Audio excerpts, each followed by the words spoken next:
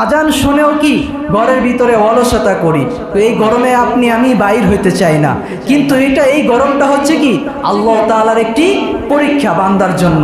ফাইল্লাম তাফআলু ওয়া লান তাফআলু ফাত্তাকুন নারুল্লাতী ওয়াকুদুহান নাস ওয়াল হিজারা উইদ্দাত লিল কাফিরিন।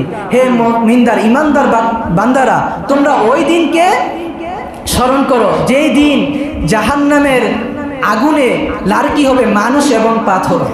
ওই দিনকে কি তোমরা স্মরণ করো। তো ফাইল্লাম তাফআলু ওয়া লান তাফআলু, তোমরা ওই দিনকে কি স্মরণ করো। যারা আজকে এই গরমের কারণে আল্লাহর ঘর মসজিদে আসতে চাও না, তোমরা ওই দিনকে কি স্মরণ করো যেই দিনে আগুনের লার্কি হবে মানুষ পাথর। তো আমরা ওই দিনকে কিন্তু স্মরণ করতেছি না। আজকে আমরা যেভাবে পারতেছি বিনা কারণে বিনা প্রয়োজনে মানুষের গীবত করি না।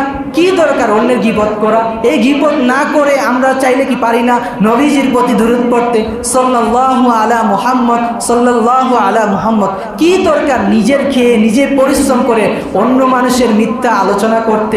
দরকার আছে কোনো আমাদের? এগুলো না করে আমরা কি আল্লাহর জিকির করতে পারি, সুবহানাল্লাহ, আলহামদুলিল্লাহ, আল্লাহু আকবার, লা ইলাহা ইল্লাল্লাহ। এইসব জিকির আজকাল করতে পারি না, নবীজির প্রতি দুরূদ পাঠ করতে পারি না। আমরা কি করি, চায়ের দোকানে বসলে বা বিনা প্রয়োজনে বিনা যে কোনো স্থানে একজন আরেকজনের নামে গীবত করি। কি দরকার এগুলো করার? এগুলো করার দরকার আছে আমাদের? তা আমরা আর ইনশাল্লাহ এগুলো কি করবো না, এগুলো কি বাদ দিতে হবে। দেখেন আমাদের সময় ফুরিয়ে যাচ্ছে। আজকে আমরা এই মসজিদে এখানে আসছি, এমনও হতে পারে আগামীকাল এরকম সময় আমরা কবরে থাকতে পারি না। তো আজকে থেকে আমাদের সকলে আল্লাহর দরবারে তওবা করা উচিত যে আল্লাহ, জীবনে যত মিথ্যা কথা বলছি এগুলোর জন্য আমি লজ্জিত, তুমি মাফ করে দাও। তুমি মাফ না করলে আমরা কার কাছে যাব?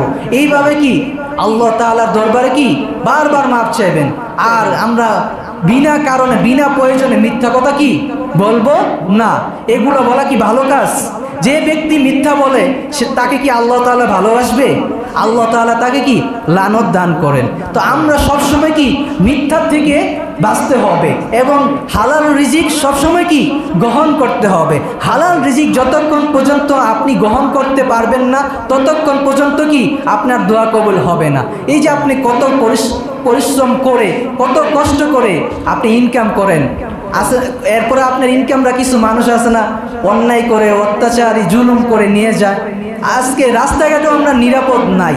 তো আপনারা সকলেই সাবধানের সহিত চলাফেরা করবেন এবং আল্লাহ তাআলার দরবারে সবসময় কি তওবা করবেন এবং আল্লাহর দরবারে সবসময় কি দোয়া করবেন এবং নবীজির প্রতি দুরূদ পাঠ করবেন।